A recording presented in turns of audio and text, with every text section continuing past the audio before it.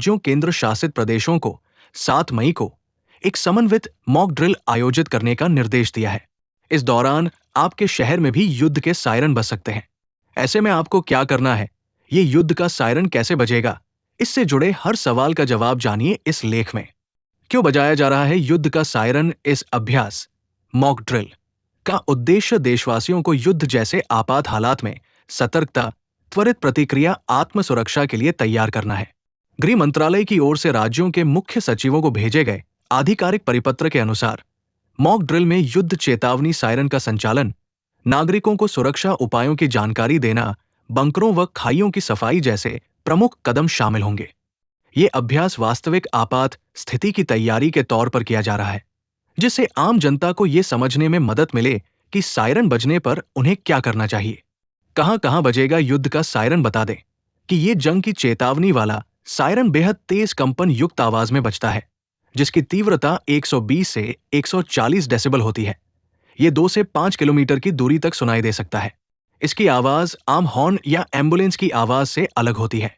ये सायरन आमतौर पर प्रशासनिक भवनों, पुलिस मुख्यालयों, फायर स्टेशनों, सैन्य ठिकानों, भीड़ भाड़ वाले स्थानों, संवेदनशील इलाकों में लगाया जाता है।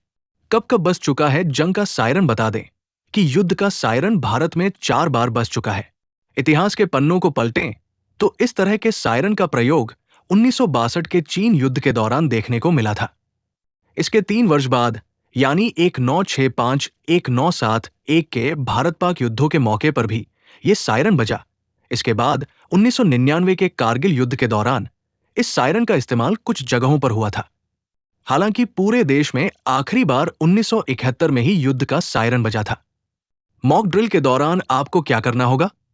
ड्रिल के दौरान जैसे ही सायरन बजेगा, नागरिकों को तुरंत खुले स्थानों से हटकर नजदीकी सुरक्षित इमारतों, बंकरों या तहखानों में जाना होगा। पैनिक से बचना, शांति से निर्देशों का पालन करना अत्यंत आवश्यक होगा। सरकारी रेडियो, टीवी या अलर्ट सिस्टम से मिली जानकारी पर ध्यान देना, अफवाहों से दूर रहना जरूरी है। प्रशासन ने स्पष्ट किया है कि मॉक ड्रिल का उद्देश्य नागरिकों को यह सिखाना है कि कैसे 5 से 10 मिनट के भीतर सुरक्षित स्थान तक पहुंचा जाए, संकट के समय में संयम कैसे रखा जाए। इस अभ्यास से आपातकालीन स्थितियों में लोगों की प्रतिक्रिया क्षमता को बेहतर बनाने का प्रयास किया जा रहा है। क्यों है ये अभ्यास जरूरी? आधुनिक समय में खतरे सिर्फ पारंपरिक युद्ध तक सीमित नहीं है। हवाई हमले, ड्रोन स्ट्राइक या साइबर हमलों जैसी जटिल परिस्थितियों में आम नागरिकों की सतर्कता प्रतिक्रिया महत्वपूर्ण भूमिका निभाती है।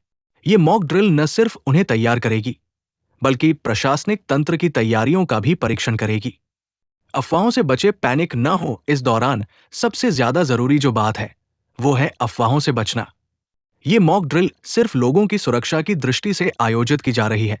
इसे आपात स्थिति में किसी भी तरह पैनिक न हो। अफवाहों से बचें, क्योंकि ऐसे वक्त पर कुछ तरह के असामाजिक तत्व अफवाहें फैलाकर आपको परेशान कर सकते हैं। Daily Hunt